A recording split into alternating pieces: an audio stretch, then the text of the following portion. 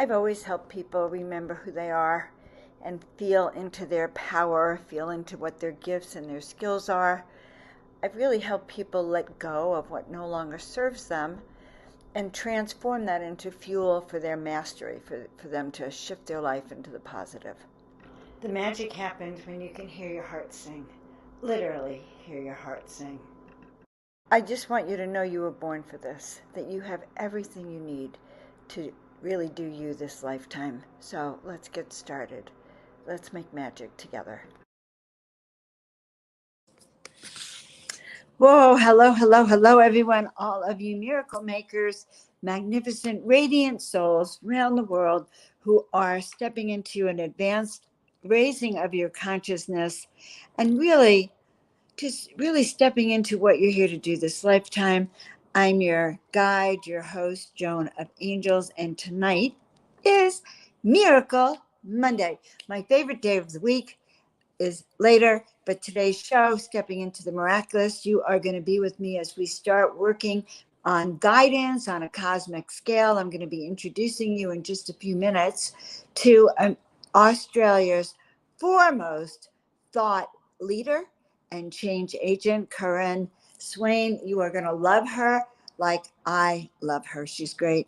Meanwhile, I want to give you a few updates. If you caught that first video, that's the Conscious Awakening Network. You're going to be able to find me and KAren and a whole host of other conscious people who are members of the Galactic Alliance, Galactic Ambassadors on this Conscious Awakening Network. You're going to love that network. So yes, I'm on Roku. Joan's on Roku. Excited about that. Okay. Thank you very much. All these things that I've just dreamt of, and that's just exciting to share. So guys, take a deep breath in, and I feel like I need to center myself and center you as I welcome you all to the platform, and thank you for being with us. And let us know where you're from, because as I said, KAren is from Australia. I'm from California. So you have to be somewhere in between the vast expanse of global change agent, global leadership, global awakening, global ascension, which is what we're really going to be talking about on a cosmic scale. So meanwhile, just a little housekeeping. If you're new to the channel, please like, please subscribe, please share, because it helps get the show out there. Otherwise, YouTube hides it and it never gets seen. And we just feel that this work is healing and people want to hear these messages. Also, check out joanofangels.com and you can get your free ebook on your soul purpose and your soul mission. All right, enough of that. I want to introduce you to my guest. She shares guidance on a cosmic scale. Her spiritual journey, KAren's spiritual journey, was evident when she was a child, but became more activated when her mother became sick with cancer and died when KAren was a teenager. So to the curious mind of someone who never stopped asking questions, KAren's questions turn to what happens when we die. Well, I used to ask that too. Where do we go? And if there's a place that we go to, then this must be the place we come from before we are here on Earth. Okay, I have to tell KAren that I had the same epiphany. So we're going to go all the way back and talk about that epiphany. And so where is this place and what does this place offer while we're here on Earth? So those are questions that she has asked her entire life, which is what makes her very exciting as a teacher of deliberate creation. She's a spiritual mentor. She's a channel of higher guidance, an educator, inspirational speaker. She is also the host of Accentuate The Positive Media, and I was on her show. She's a great host and a great show.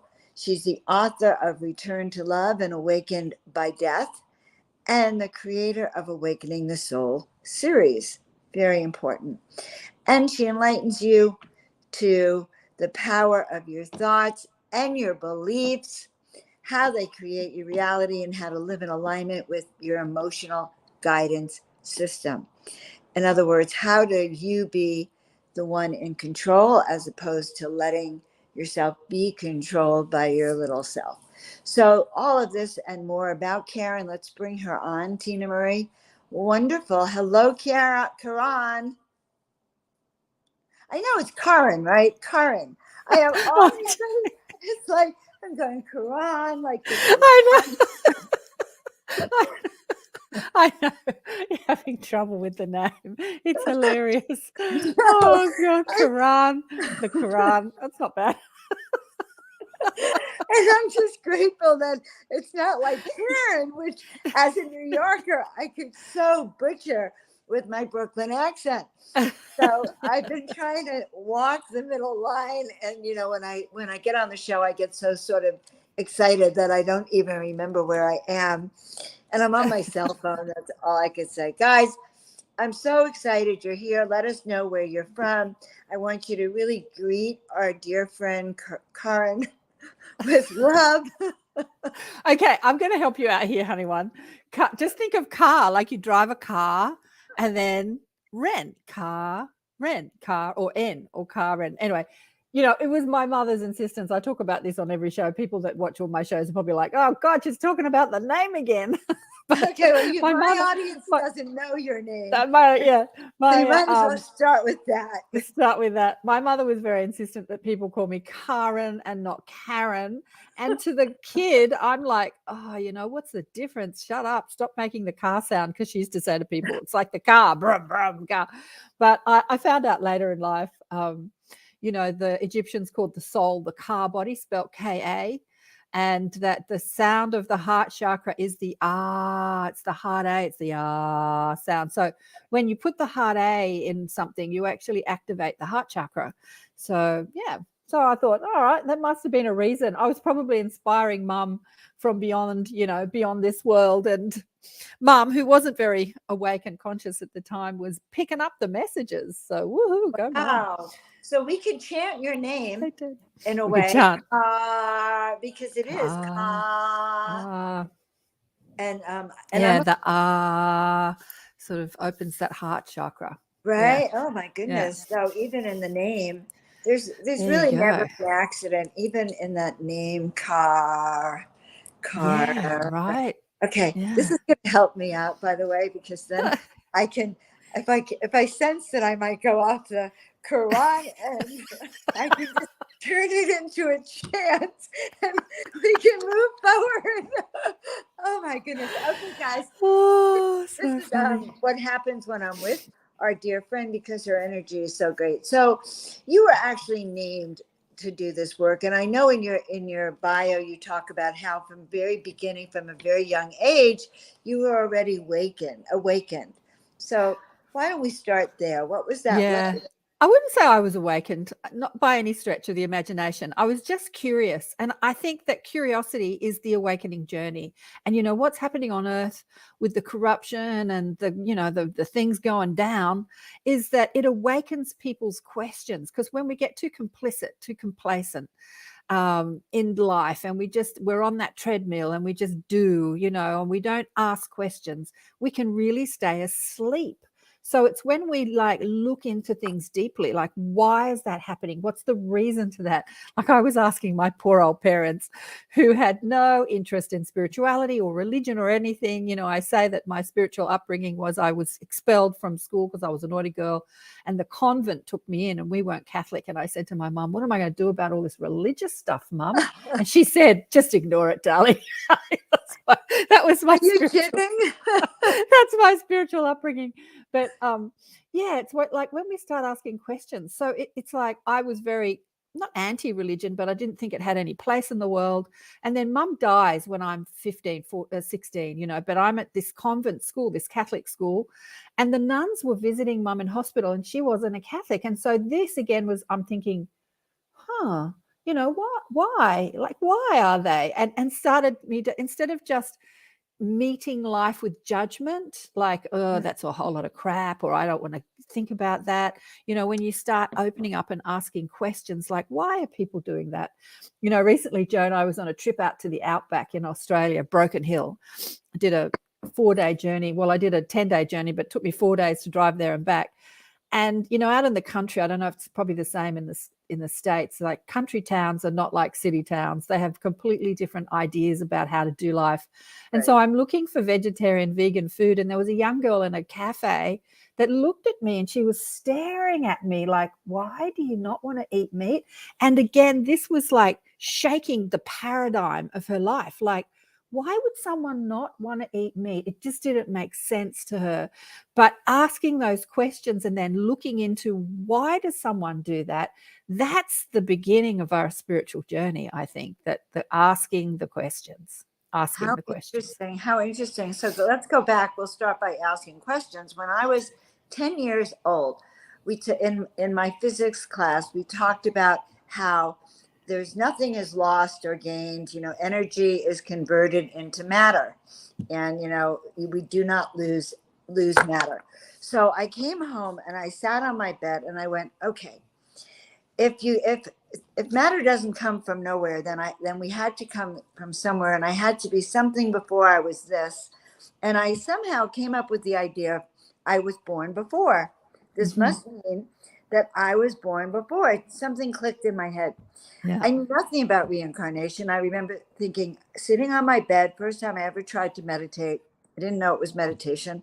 And I go, okay, let's see if I could remember back to, I guess, when I died. So I went, I sort of said, okay, let's see if we can remember being dead.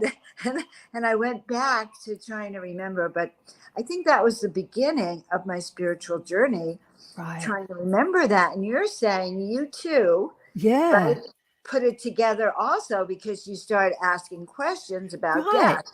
Yeah, mum's miserable. She's dying of cancer. Like, it started with mum and dad trying to kill each other, and they did divorce, and he leaves her for a pretty model, like a 24-year-old model, and drama, like fraught with drama. I find that the spiritual teachers of our world, well, the older ones, maybe not so much the younger ones, because the younger ones come in, tapped in, turned on, tuned in.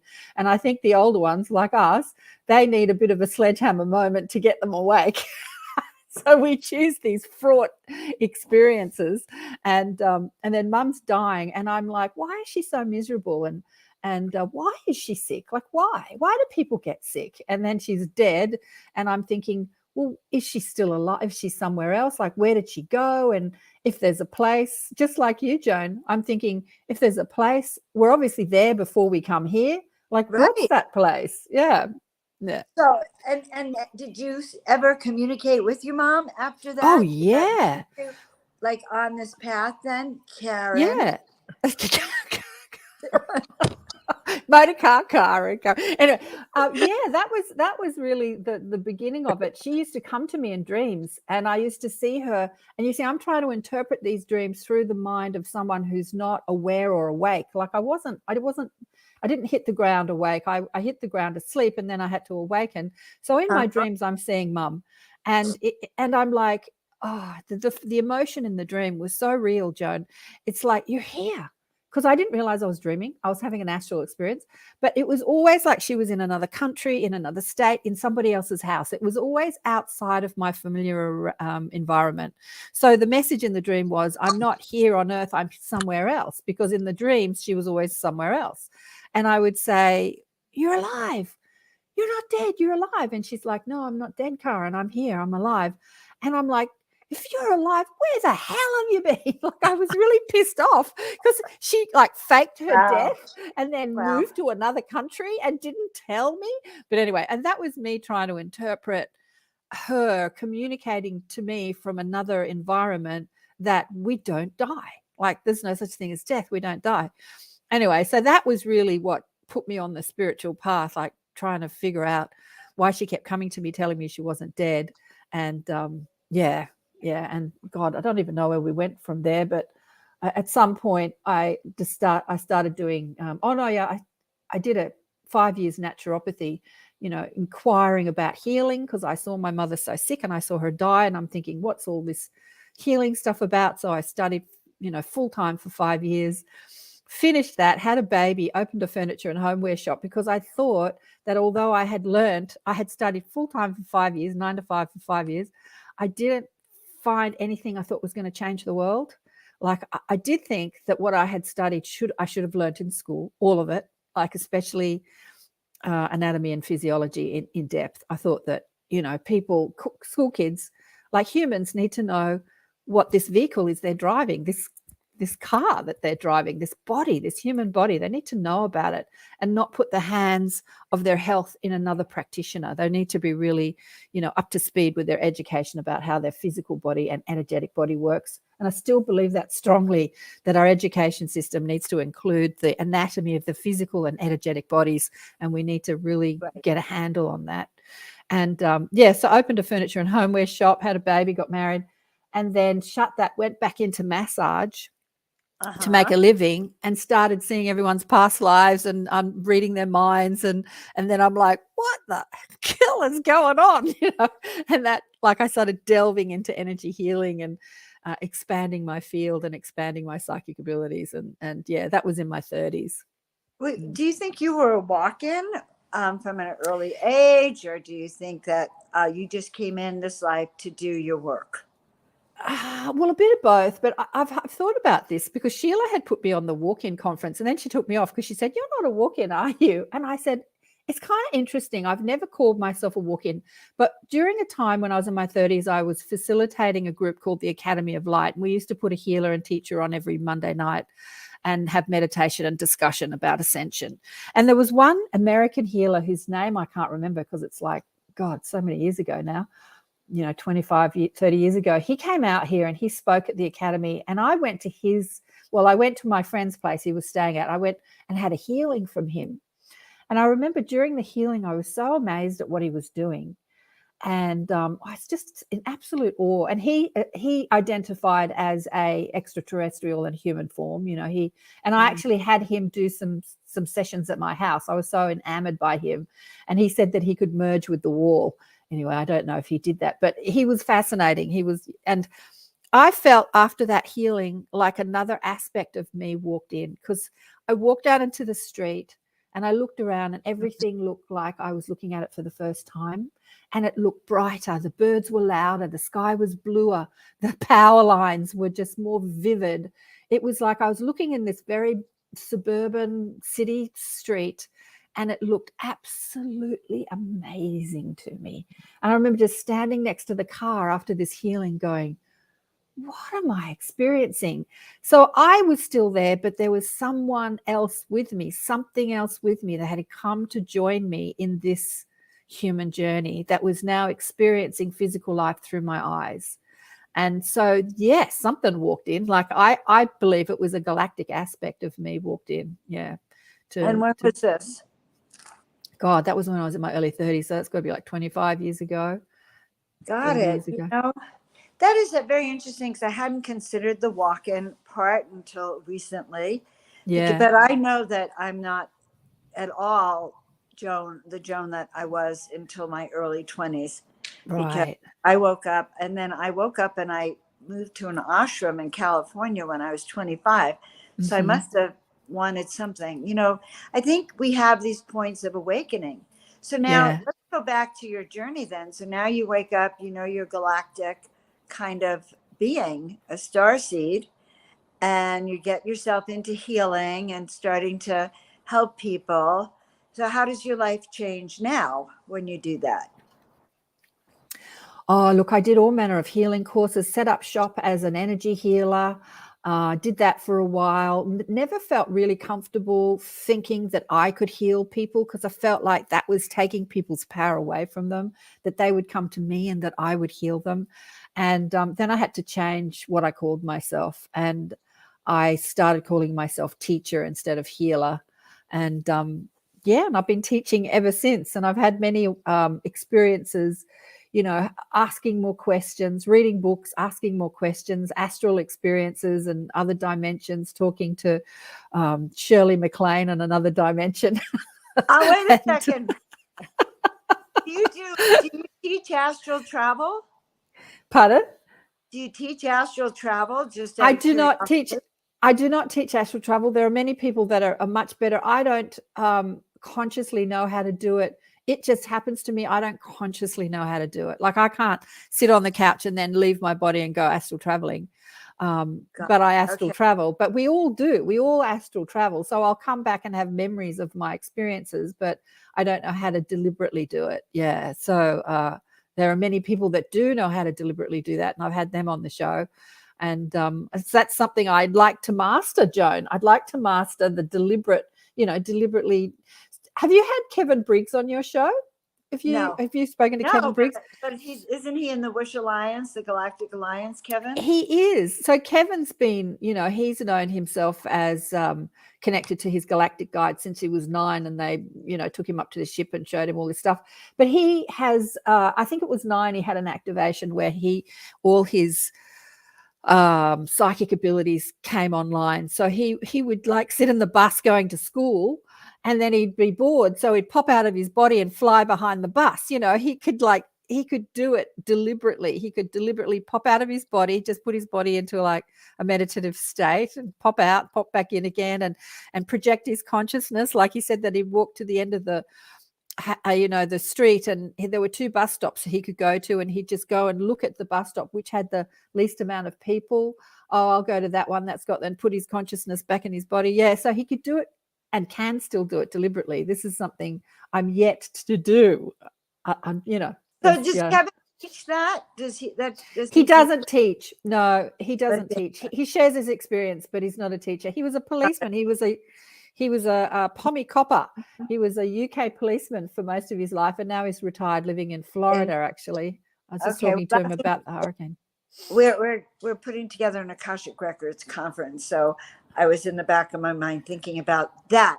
Okay, but coming back to this, I have some other questions for you. Okay, I want to know a bit about what you discovered then, where we go on Earth. How come we can't see our departed loved ones? Oh, God, we can. I see them all the time. I just had a friend pop off a couple of weeks ago, well, maybe about a month ago now, and he's been so present. He's been so present with me. He's been, I think, of all the people that I've known that have died, he's been the best communicator of all of them. And what was really interesting was that before he died, like all this year, I went to see him at the end of last year to have a bit of a chat and a talk and a healing with him. And he was very skeptical about everything I said. He was very polite to me, but afterwards he was messaging me saying, look, I don't believe in life after death. And I think that I don't believe in you and your spirit guides. And you've just got to shut up. You've got to stop talking about it. I just need to let you know that this stuff is not real, and you've got to stop talking about it. So he was really adamant that it's not true. And I thought, Anyway, I said to him, look, you can't get rid of me that quickly. If I don't see you again physically, I'll see you on the other side. And that's exactly what's been happening. He's been, so present and beautiful and happy since he left, and he had a long journey with cancer, and he's been really happy. So does he tell you what life is like on the other side, Karen? Karen. Call me Karen. He doesn't. I haven't asked him what's life like on the other side. Okay, yes, I'm saying yes, he has. I've only asked him about what he's like on the other side. And he has shown me, he projects these images of him, and he's like a toddler. He's got the exuberance and the joy of a toddler. He's just so full of bubbling joy, really. Mm-hmm. And I don't really ask about the environment, because what I've been shown is that when we're in a more subtle environment, the guides are saying that, when we're in this environment, we're the creator of our own reality. So we create our life and we create our environment, but we're living inside this buffer of time, so we don't create instantly. But when you're in the spirit realm, thought creates instantly. So your environment depicts what you're thinking, and you can create any environment. There is no fixed environment, but there is a collective consensus where there are cities and realms and worlds and gardens that have been collectively created through the thought forms of the people creating these environments. And what they're saying is that we're doing exactly the same here on Earth. Like, we're collectively creating the environments that we're living in. It's a collective consensus. Like, we're creating this world through our collective thought forms and beliefs, including, they're saying, the weather, and so that they say to us that we don't understand, for the most part, humans don't understand exactly how powerful we are and how our thoughts are collectively creating this world. So that's when I say, when we question what we believe, then we take back our power of being more deliberate in how we create our reality, because there's so much of what we believe that is just a collective consensus. It's like a subconscious river of thought that we're just bought into, and we don't even question it. But because we believe it, we keep recreating it and recreating it and we keep the environment stable by our participation in the belief of it. Yes, I've been talking to Neil about it. It's very complicated to me to understand that this table, which is holding everything, is not actually real. Right. And that it's simulated reality from my consciousness, nor Right. are those beautiful trees and are you. However, thank God, something has, I find it a really difficult thing to conceptualize, except that I like to live in the fifth dimensional and beyond world. I like learning how to open up that veil and go beyond and fuse with that other higher energy and not be so much in this 3D world, as far as I'm concerned. So yeah, exactly. I'll tell you an experience that I had. Again, I was in my late 30s. I had set up shop as a healer, and somebody had said to me, have you read the book, something to do with souls and journeys, right? A soul's journey or journey of souls. Anyway, I went to the bookshop before the internet and said, somebody told me to read a book about soul, journeys and souls. And this woman sold me this book called A Soul's Journey. It wasn't the book that the person had asked me to read, because they had asked me to read Michael Newton's books. I don't know if you've read Michael Newton's books, Journey of Souls. no, but And this was a book called A Soul's Journey, and it was written by someone called Peter Richelieu, which might have been his pen name. I don't know if it was his real name. He was someone that was alive during the Second World War. He was living in India. He was one of those rich British people, living in India. And his brother had died during the war. And a man in a turban had knocked on his door, and his butler had answered the door and said, there's a man here to speak to you about his brother. And he walked into his office and he was holding the telegram of the information that his brother had been shot down in the war. And the man in the turban had said, I'm here to talk to you about your brother. And he said, well, I've just been informed that he's died. And the man says, I'm going to come back tonight and I'm going to take you to see your brother. And he's like, what? Anyway, so the man returns in his astral form at night, takes Peter out of into his astral body and takes him into these other dimensions, one of which was a dimension in which his brother was, and he met and he spoke to his brother and he asked him about his death, and he said, what are you doing? And his brother had said, oh, I'm traveling, I'm going to Paris and having lunch. He was in another, what's called second earth, another astral earth that you can experience and fulfill some of the things that you didn't fulfill on earth. And he was very happy. And then this turbaned man, who had a name that I forget, I've still got the book, took him to see some of the Davic realms, like where the fairies and people live, and they're sort of another closely astral realms of earth that tend to the energetic bodies of the trees and the mountains and the earth. Anyway, it was this fascinating book, right? And I was like, God, I want to do that. I so want to do that. And for the longest time, I had this big desire to have this memory of experiencing these astral realms and being shown these other dimensions. And I didn't have any memory of it, whether I was doing it or not. I didn't consciously achieve it until one night, like months after I had wanted the desire, I found myself in an astral realm where I was in a school, and I had said to the teacher, how do we move through dimensions? Because I want to visit different dimensions. And then she showed me the energetic vortices of the body and how they're not the same as the chakras that we have on earth. You know, when we're talking about chakras, we're talking about green heart chakra, blue throat chakra, yada yada. She said it's not the same colors. When you're in another realm, you activate different colors and different energies, and then you can just move through dimensions. I said, oh great. And so she showed me how to do it, and I did it. And I found myself waking up into another dimension. And there was the turbaned man, and he was holding out a liqueur. And I remember looking at the glass of liqueur and looking up at him and looking at the glass and then saying, can you drink when you're not in your body? And he just went, yeah. And then I looked behind him, and there was Shirley MacLaine sitting at a table. And she said, yeah, of course you can drink. She said, but you won't get drunk necessarily because you're not in a physical body unless you create it, unless you choose to have those feelings of being drunk. But you can enjoy the ritual of drinking. And I said, cool. And so here we sat at this table and had this lovely conversation, and other people came to meet us, and we were chatting away. And then I felt like I was in an earthquake. Like the table started shaking, everything started shaking. And I remember grabbing the table and looking up and saying, what's happening? And everyone just looked at me, and in the next moment, bang, I'm back in my bedroom, right?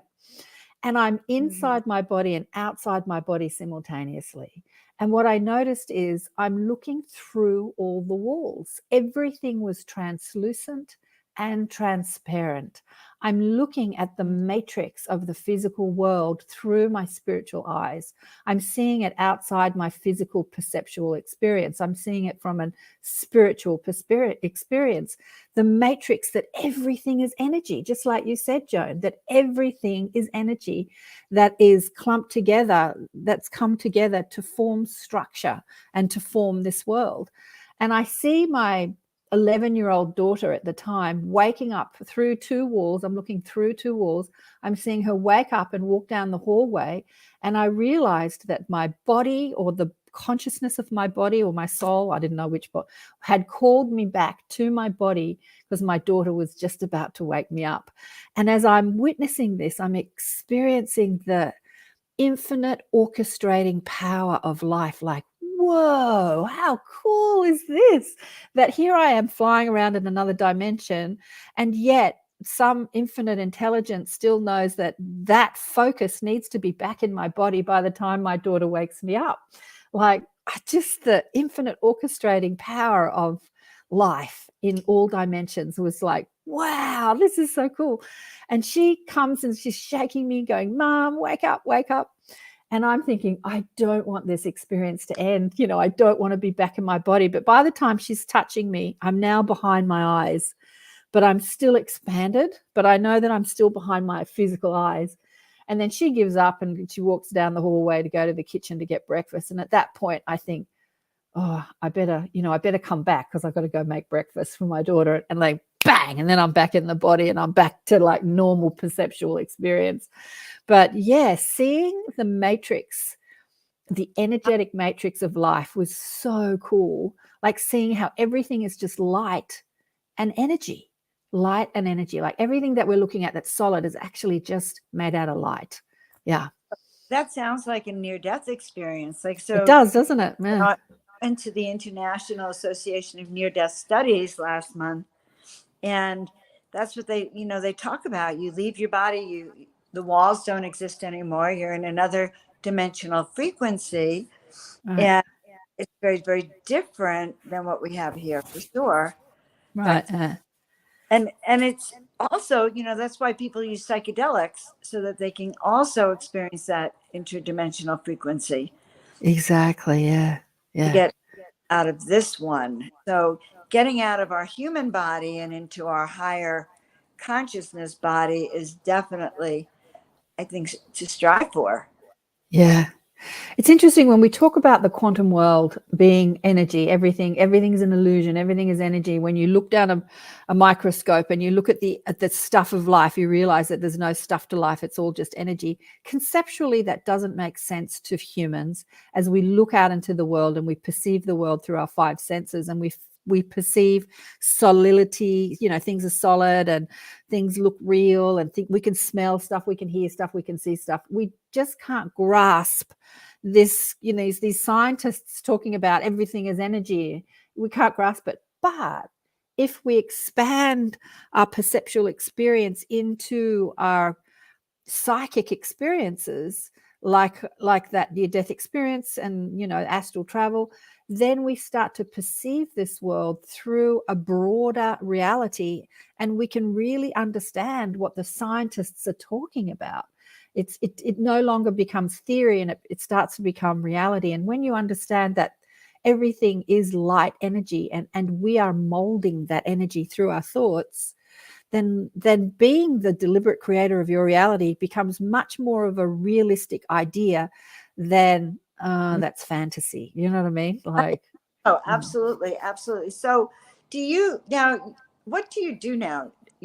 Are you doing healing? Are you focused mostly? Yeah, that's the work that I do. I'm a teacher and mentor, and I have courses teaching people about their psychic abilities and connecting to their spirit guides, because the fundamental difference to my life was, even though I was always guided, was having that recognition that guidance is coming outside.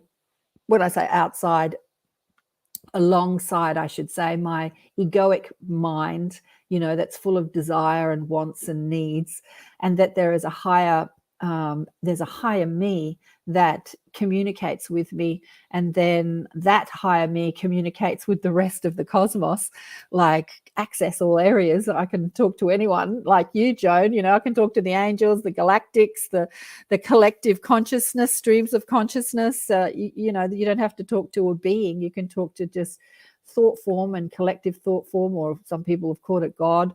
But through accessing your higher perspective, your higher self, and then that accesses all of life.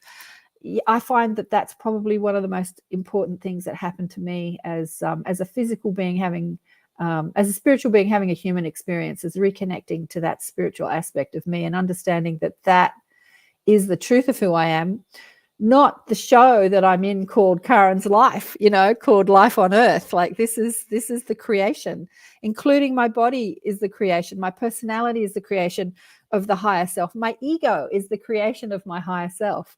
And so even the angry, frustrated me, I can love that, because she's all a part of my creation, and really reconnecting to the truth of who we are beyond the body, mind, personality complex. So I teach that, and I teach deliberate creation, because the Arcturian collective, which is a part of the galactic guides that speak through me, have said that the most important thing that humans need to remember is to take back their power of creation and be more deliberate in how they flow their energy. And when we do that on a collective level, then life on planet Earth will drastically change. We can no longer play victim to anyone, the weather, the politicians, the hurricanes. We can no longer play victim when we understand that we're participants in the co-creation of this world. So, are you Arcturian? I have asked my guides about, what places that I have been to and come from and all that sort of thing. And they laughed at me and they said, "Do you think that you're any less curious as a soul than you are as a human being?" They said, "Honey, you've been everywhere." I said, "Yeah, I can imagine." Am I Arcturian? Yes or no? I wouldn't say I am Arcturian, but I wouldn't say I am human either.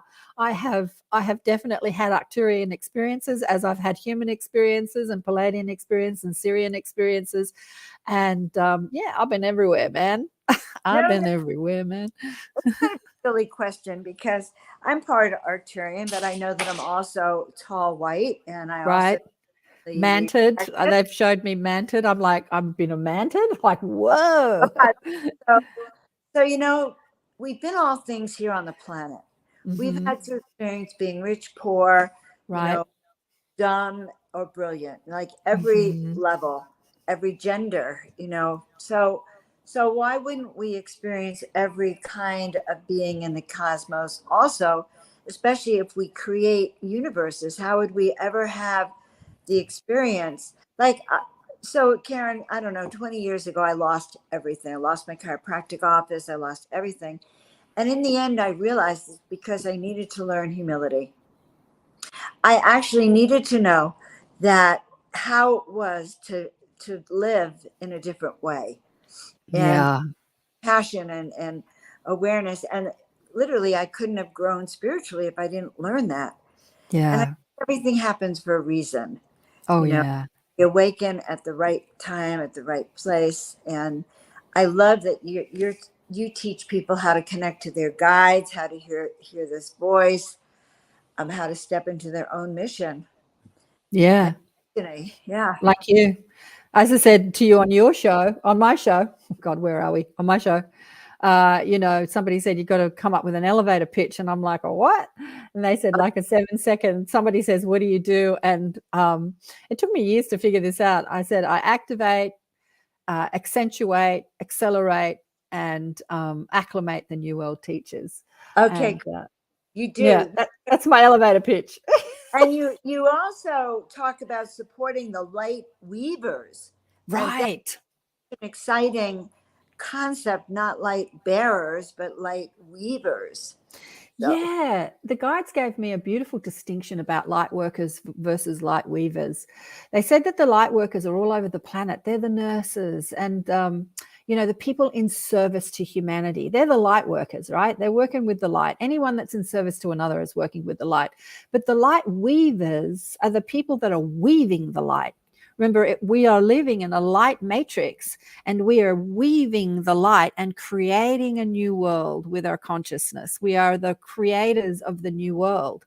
Like we're bringing in a new energetic structure, a new belief system, a new thought. We're creating the new earth. The light weavers, yeah. I mean, we're light workers as well because we're in service to the collective, but we're also weaving. We're light weavers, yeah. I love it. Gee, I'm going you're to use well. a lot. So we have to go in a minute, Karen. Karen. Poor Joan's having trouble with my name. Okay, so Karen. No, and I was emulating you in my head before because you said it so beautifully. I said, "Look, listen to how she says it so beautiful." Okay, tell everyone how they can reach you. Okay, how they can find you. Okay, we'll start with that. I'm going to be quiet.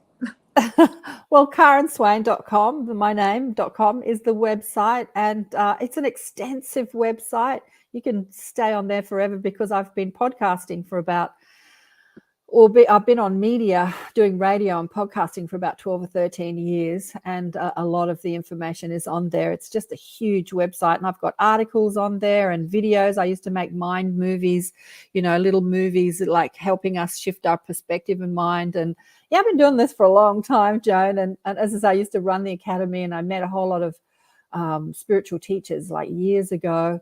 And then I'm still meeting spiritual teachers around the globe and showcasing them on my show, Accentuate the Positive. I went on radio initially to teach deliberate creation because I looked out into the world and realized that media is such a powerful force in which we cement and get a lot of our limiting ideas and fearful ideas about ourselves. Like media is such a powerful force. And I thought I have to use media to turn this around. Like we're just bombarded with fear-based messages through our television and Hollywood movies and stuff. And I wanted to teach deliberate creation through radio. And I ended up at a bigger radio station that didn't have a 7-second delay. So I started interviewing people. I thought I would teach through other people's stories, right? Rather than have people ring up and ask about their own life, I would teach through other people's stories. And yeah, so 13 years later, I'm still doing that on ATP. I love it. Next year, Sheila and I have got a few things stokes in the fire where we're going to start a new platform called the New Earth Platform. And as you say, she's got KAren, the Conscious Awakening Network, where shows like mine and yours are going onto streaming platforms like Roku and Amazon Fire and putting a conscious conversation into the mainstream, into streaming platforms. It's a bit of a start, bit of a drop in the ocean, but spreading the message of consciousness through more media. But the Conscious Awakening, the New Earth platform will be about showcasing people's work and so that the awakening masses can find their teachers, like find what they're looking for, because people are waking up asking questions and they want to know. They are. So yeah, Sheila and I are going to showcase people's work as opposed to their stories. I'll still put people's stories on the show, but the New Earth platform will be about people's work, what they do. I love it. Yeah. All right. we have to go because we have Miracle Monday in a few minutes, so must go. This has been so great of you to drop in. As we Oh, thanks, honey. Inspired Living, our dear friend from Australia. You are definitely a powerhouse, and I can see why they call you one of the foremost thought leaders and metaphysical teachers over there. So, guys, check her out. Expand awareness with especially her Deliberate Creation series. So, and for your audience too, if you want to know more about Joan, head over to my YouTube. I'm on YouTube, Odyssey, Rumble. I'm on all the audio platforms, and listen to Joan's show. Us yakking on my show about Joan. We had a blast, didn't we, Joan? It was so much fun. Had a blast this time, and we'll just do it again. Okay. We'll do it again. Big All love, right. honey one. Thanks everyone for listening and watching. All right. Bye for now. Ciao. Bye for now. Ciao.